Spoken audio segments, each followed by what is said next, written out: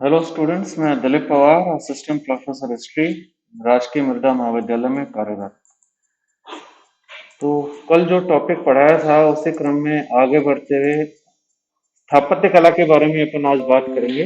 उत्तर मौर्य काल की स्थापत्य कला के अंतर्गत कल अपन ने बात की थी जो भी थोड़े बहुत मंदिर मिले हैं उत्तर मौर्य काल में, स्तूप के बारे में अपन ने बात की थी।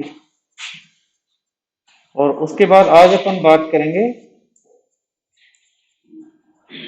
गुहा। पहाड़ों पर आप लोग लिखो, पहाड़ों को काट कर बनाई जाने वाली गुफाएं।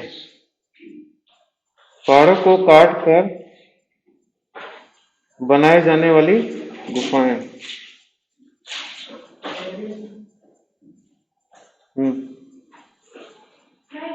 आ जाओ।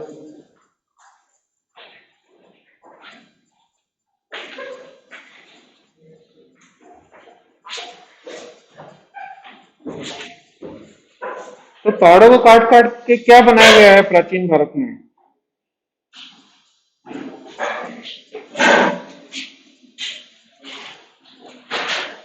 इसको हिंदी में लिखते हैं रॉक कट, इंग्लिश में होता है रॉक कट आर्किटेक्चर, हिंदी में लिखते हैं शैल कर्तित स्थापत्य। शैल, शैल मतलब पत्थर होता है, रॉक का मतलब भी पत्थर होता है, और शैल कर्तित स्थापत्य कला यानी रॉक कट आर्किटेक्चर। चट्टानों को, पहाड़ों को काट काट के जो स्थापत्य कला बनाई गई है उसको रॉक कट आर्किटेक्चर कहते हैं। समझ आ गया? तो पहाड़ों को काट काट के एक तो आपको पता है गुफाएं बनाई है ना? और क्या बनाया पहाड़ों को काट के? कोई उदाहरण दे सकते हैं? इसको एकाश्म कहते हैं। एक ही बड़ी चट्टान को काट के कुछ बना देते हैं। तो क्या क्या बना हुआ है भारत में? मंदिर, मस्जिद, क्या बनाया है? मंदिर किसी ने सुना है जो पहाड़ को काट के बनाया हो? एकाश्म मंदिर कहते हैं उसको। एक ही बड़ी चट्टान को काट के पूरा मंदिर तैयार कर देना। किसी ने नाम सुना है? राष्ट्रकूटों के द्वारा एक मंदिर बनाया गया था दक्षिण भारत में। कृष्णा प्रथम के द्वारा बनाया गया मंदिर था, शिव का मंदिर, एलोरा। एलोरा एकाश्म मंदिर सुना है? देखा है किसी ने? किसी ने नहीं देखा? एलोरा में एकाश्म मंदिर है, शिव का मंदिर है। कृष्णा प्रथम के द्वारा शायद बनाया गया था। देखा तुमने? बुक एक्चुअल में जाके किसी ने नहीं देखा। तो आप लोग क्या नागौर से बाहर निकलते नहीं हो क्या? जो भी पूछो मना कर देते हो। जूनागढ़ का अभिलेख देखा नहीं, एकाश्म मंदिर देखा महाराष्ट्र में नहीं, तो बाहर ही नहीं निकलते, केवल यहाँ की छतरियां देखते हो के पास के अंदर। तो मैं ये कहना चाह रहा हूँ मंदिर बहुत खूबसूरत बना रखा है। आप खुद समझ सकते हो कि चट्टान को काट कर और उस समय अगर मंदिर बनाया होगा तो कितना सुंदर मंदिर बनाया होगा। और मंदिर बनाया कैसे, आप थोड़ा सा सोच के देखो। उस समय कोई टेक्नोलॉजी नहीं थी, कोई आरडीएक्स नहीं था, कोई बारूद नहीं था चट्टानों को तोड़ने के लिए। वो सिंपल औजार हथौड़ा, और उसका जो औजार होता है ना मजदूर का, ठोक ठोक के ठोक ठोक के ठोक ठोक के, कितने मजदूर लगे होंगे उसको बनाने के लिए, कितने साल लगे होंगे, कई जनरेशन तक मजदूर मर गए होंगे तब जाके वो तैयार हुआ होगा। 60 70 75 सालों में तैयार हुआ होगा। धीरे धीरे ठोक ठोक के वो कितना कर सकता है आज।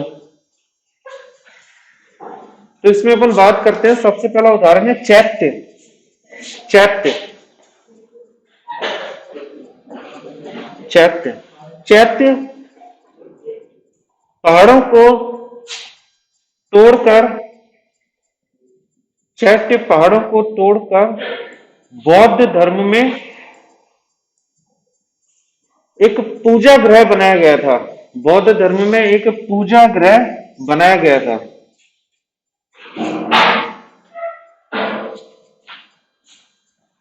इसके केंद्र में,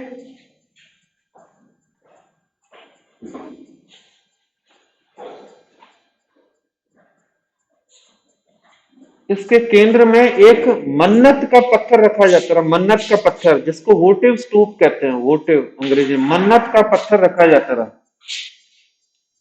जिसका केंद्र में, अगर कोई पूजा ग्रह होगा तो अंदर कुछ तो होगा ना पूजा करने के लिए। चलो मूर्तियां नहीं होती तो कुछ तो रखेंगे। चाहे गौतम बुद्ध है उसकी कोई आप प्रतिमा रख सकते हो, उसका कोई चिन्ह या प्रतीक रख सकते हो, कुछ तो होगा। तो यहाँ पे क्या था, मन्नत वाला पत्थर जिसको बीच में रखा जाता था। पहाड़ को आयताकार, पहाड़ को आयताकार की तरह काटा गया। पहाड़ को आयताकार की तरह काटा गया और अंत में अंत में पहाड़ को आयताकार की तरह काटा गया और अंत में एक अर्ध गोलाकार आकृति दी गई। अंत में एक अर्ध गोलाकार आकृति दी गई।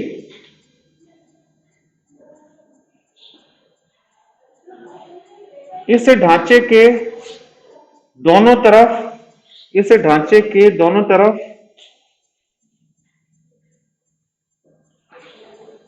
गलियारे बनाए गए। इस ढांचे के दोनों तरफ गलियारे बनाए गए जो पूजा करने के लिए काम आते थे। इस ढांचे के दोनों तरफ गलियारे बनाए गए जो पूजा करने के काम आते थे। इस गुफा का प्रवेश द्वार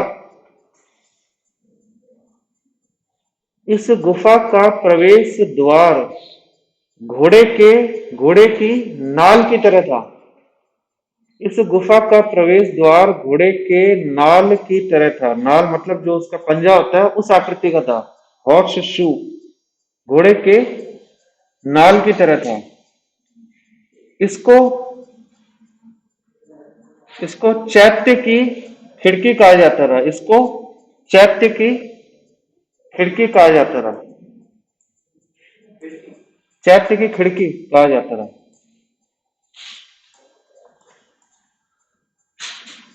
गलियारे के एक भाग में स्तंभ लगाए गए। आज गलियारे के चेयर ले आओ बाहर से, नहीं है तो। गलियारे के एक भाग में स्तंभ लगाए गए।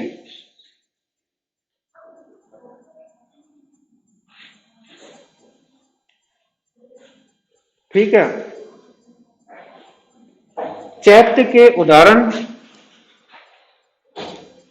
उदाहरण हैं कारले महाराष्ट्र में, ज्यादातर महाराष्ट्र में मिले हैं। ज्यादातर जैसे अजंता एलोरा भी महाराष्ट्र में, आपको पता है। कारले भाज कान्हेरी, कारले भाज कान्हेरी।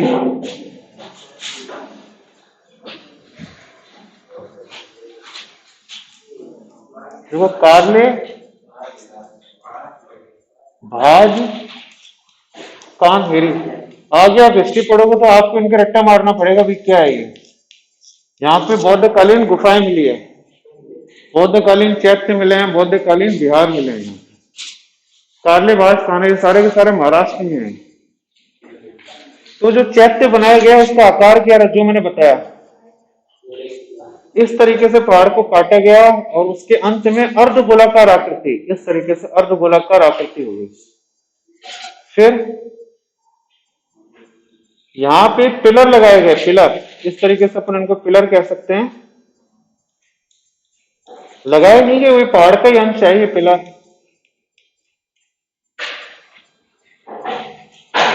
और ये जो दो जगह है भ्रमण करने के लिए, यहां से घुसो, घूम के यहां से वापस आ जाओ। गलियारा कहते हैं इसको, गलियारा। अंग्रेजी में कहते हैं एजले, AISLE, एजले। और जो वोटिव स्तूप है वो यहाँ पे रखा हुआ है। वोटिव स्तूप इस जगह पे रखा हुआ है। तो ये पवित्र वस्तु है जिसकी यहाँ पे घूमकर मन्नत मांगते हुए पूजा अर्चना की जाती थी। यहाँ से प्रवेश करके यहाँ से निकल जाया करते थे। ये चैत्य है। विहार अलग बने हुए थे। चैत्य तो पूजा गृह है, विहार किया था। विहार था रेजिडेंशियल एरिया। तो बौद्ध भिक्षु थे, रहेंगे कहाँ पे, उनको रहने के लिए जगह चाहिए ना। यहाँ पे थोड़ा रह सकते। और उनका एक तरह से मंदिर है, तो जो उनके लिए निवास स्थान बनाया गया उसको कहते थे विहार। विहार का डिजाइन अलग था। विहार चतुर्भुज आकार में बनाए गए पहाड़ को काट के, और कई उनकी मंजिलें थी। नीचे रहते रहे, ऊपर रहते रहे, और यहाँ खाली एरिया था इस जगह पे जहां से रोशनी आ सके। ठीक है, ये वाला स्ट्रक्चर आपको समझ आ गया चैत्य का। उसमें आगे लिखो विहार। विहार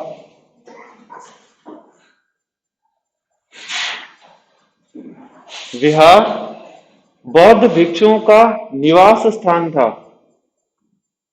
विहार बौद्ध भिक्षुओं का निवास स्थान था। यह चतुर्भुज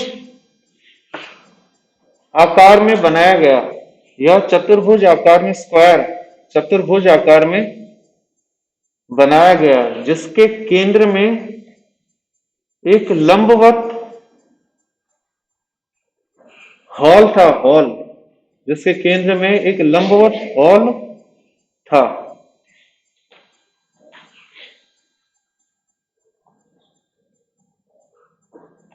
हॉल के तीनों तरफ स्तंभों से गलियारे बनाए गए। हॉल के तीनों तरफ स्तंभों से गलियारे बनाए गए। हॉल के तीनों तरफ स्तंभों से गलियारे बनाए गए। तो देखो इनका स्ट्रक्चर किस तरीके से था। अगर यहां से एंटर करेंगे तो ये तो खाली एरिया है, ऊपर चट्टान है, लेकिन यहाँ पे रोशनी अच्छी खासी आती रही, यहाँ पे हवा अच्छी खासी आती रही। कहां पे रहते रहे? इधर स्क्वायर सेल बना रखे थे, इधर इधर इस तरफ स्क्वायर सेल बना रखे थे, जहां पे जो बौद्ध भिक्षु है वो रहा करते थे। मैं एक बार यहाँ पे मेरा जाना हुआ था इन गुफाओं में।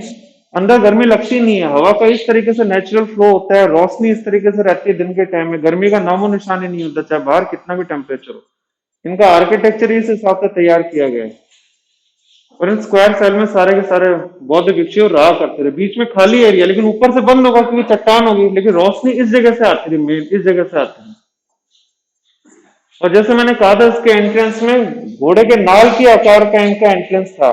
फसाड अंग्रेजी में कहते हैं फसाड। फसाड का मतलब होता है मुख्य द्वार। जैसे घोड़े की नाल किस प्रकार से होती है, यूं यूं यूं करके होती है ना, इस तरीके से, तो इस तरीके से उनका एंट्रेंस का स्थान था यहाँ।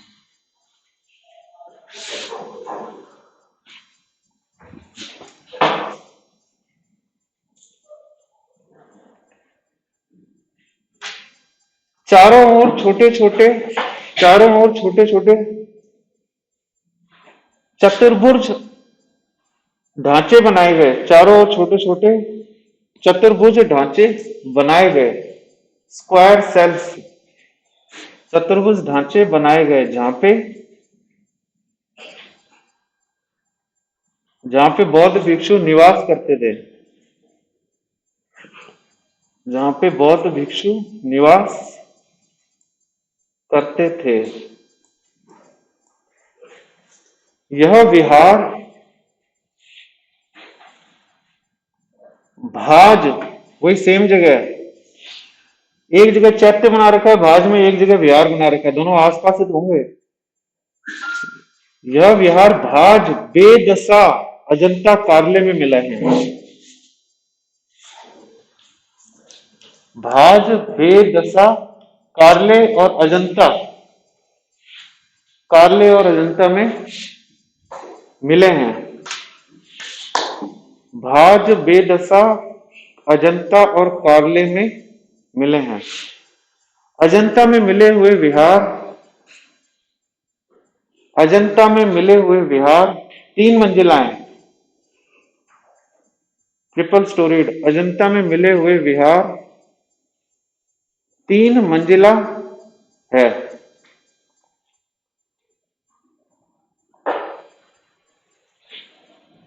तो लिखो आगे, बौद्ध धर्म के साथ साथ,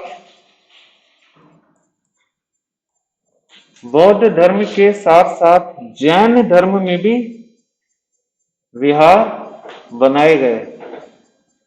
बौद्ध धर्म के साथ साथ जैन धर्म में भी विहार बनाए गए। जैसे उड़ीसा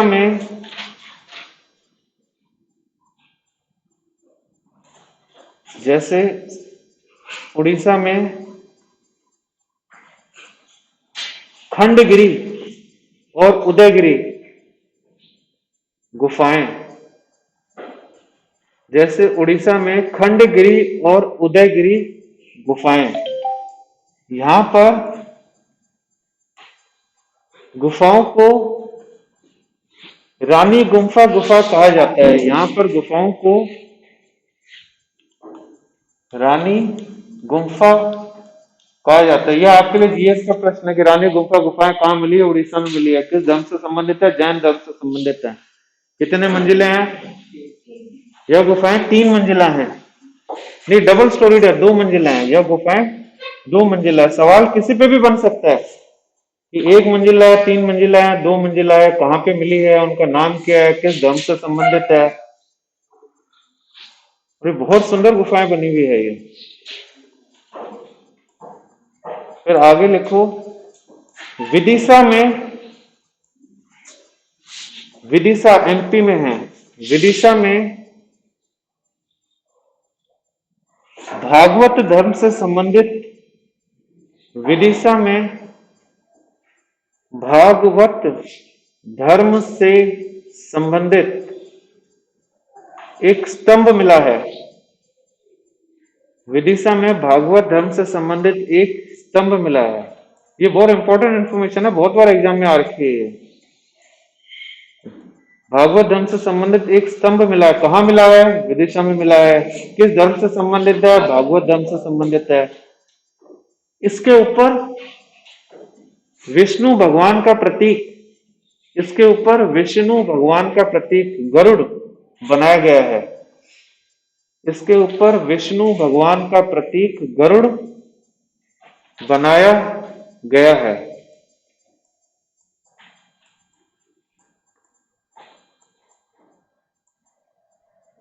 इसकी स्थापना, इसकी स्थापना एक यूनानी दूत, इसकी स्थापना एक यूनानी दूत हेलियोडोरस, हीलियोडोरस, हीलियोडोरस द्वारा की गई। ये पहले लिखा चुका हूं मैं, हीलियोडोरस द्वारा की गई। यूनान के दूत हीलियोडोरस द्वारा की गई। हीलियोडोरस, हीलियोडोरस को कौन से राजा ने भेजा था? मैंने लिखाया था। हीलियोडोरस को कौन से राजा ने भेजा था? उस राजा का नाम क्या? यूनानी राजा। भी आगे आप जैसे हिस्ट्री सब्जेक्ट रखोगे ना किसी भी एग्जाम में, चाहे वो टीचर का एग्जाम हो, चाहे आईएएस के एग्जाम में क्यों ना जाओ, इसी तरह के सवाल आएंगे। आपको पढ़ते हुए इन्हीं चीजों पे ही ध्यान रखना है कि पिलर बनाया है वो किससे संबंधित है, कहाँ बना है, किस समय में बना है, कौन से राजा ने बनवाया है। अगर दूत ने बनवाया तो दूत को किसने भेजा है, वो राजा कहाँ का था? यूनान का राजा था। उसका नाम था एंटियालकिडास, एंटियालकिडास। इसने दूत को भेजा हेलियोडोरस ने, जिसने विदिशा में एक गरुड़ ध्वज स्तंभ कहा जाता है उसको, गरुड़ ध्वज स्तंभ, जो भागवत धर्म से संबंधित है। और भागवत धर्म वैष्णविज्म का ही एक रूप है, जिसके बारे में क्लास में बता चुके हैं। भागवत धर्म को आगे चल के वैष्णव धर्म में सम्मिलित कर दिया गया। तो भागवत धर्म को विष्णु भगवान से आइडेंटिफाई किया जाता है, उसकी पहचान की जाती है।